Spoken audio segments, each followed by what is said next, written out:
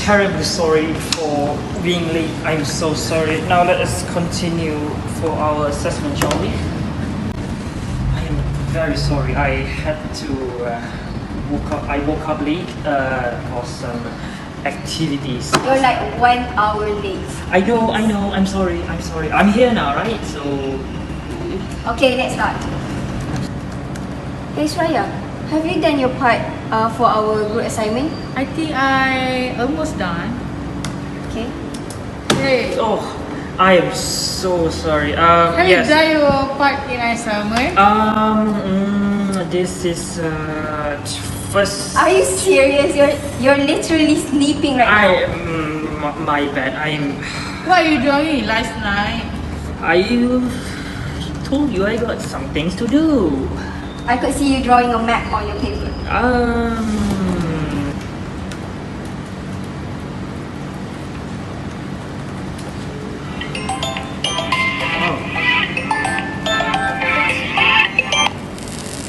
You guys, your final results are in. Oh, really? Yeah, Yeah, we should you check guys it should out. check. I got 4th right, guys. What about you, Suraya? My result just nice. Just nice. What about you, Imran? I got 2 subjects that I did not pass. Really?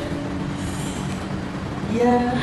Seems I have to repeat for the next semester. Video games started from the year 1970. The revolution grew rapidly from Pong arcade game to the rise of PC gaming.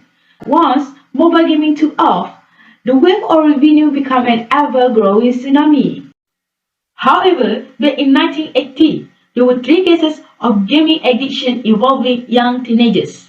They had big change in behavior where they start to less interest on sport and other activity rather than game.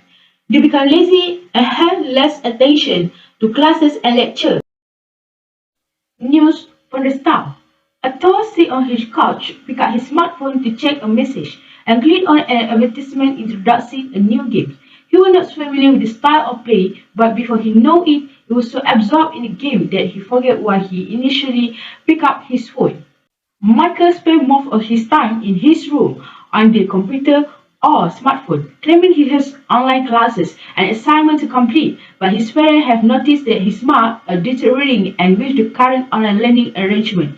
It is so difficult for teachers to monitor the students' progress. Video games are indeed addictive.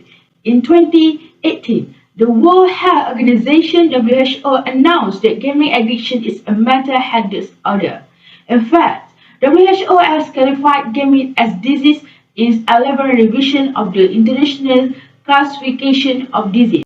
A recent report from 2022 states that between 64 to 66% of the general American population play video games to some extent, with an estimated of 150 million to 231 million active gamers in the United States, and global prevalence of gaming disorder between 1.96% and 3%. We estimated that there are between 3 million and 6.5 million disordered gamers in the United States. These statistics kept growing and become worse when the pandemic starts. Before the crisis, the video game market was already growing in the United States, but with the onset of the pandemic, video game sales have spiked. The statistics show that the highest percentage of the gamers for more than 1 hour are from the current generation, which is Gen Z. In 2019, the World Health Organization (WHO) recognized gaming disorder as a mental health condition. It will be officially added to the International Classification of Disease (ICD-11) in 2022. There are plenty of ways to vanquish this horrendous addiction. One of them is to set a certain amount of time of playing video games. Instead of stopping completely from playing video games, maybe like set a timer around 2 or 3 hours of playing games. That way you will surprisingly balance your time of playing video games and a normal lifestyle. If you are having trouble with making schedule for your timer game thingy, perhaps getting an assistant like your family members or your friends or someone you just trust. Second, try start or finding your hobby. Maybe a hobby like drawings, fishing, or collecting cards would totally help to distract you from sitting in front of a screen for more than 5 hours. Lastly, go ahead and meet up and start an appointment with a psychiatrist. David, listen to all of your issues and solve it at the same time will totally benefit your time and money. Before I wrap up this presentation, I'd like to point out a few points. First and foremost, as a student, please create your own schedule to limit your time spent for playing and studying. To pass the time, try out some new activities or participate in an outdoor sport. To prevent children from being addicted to video games, avoid giving kids gadgets or gaming devices. Even if you don't want to give up video games completely, you might be surprised at how much your life could improve if you take small steps away from them.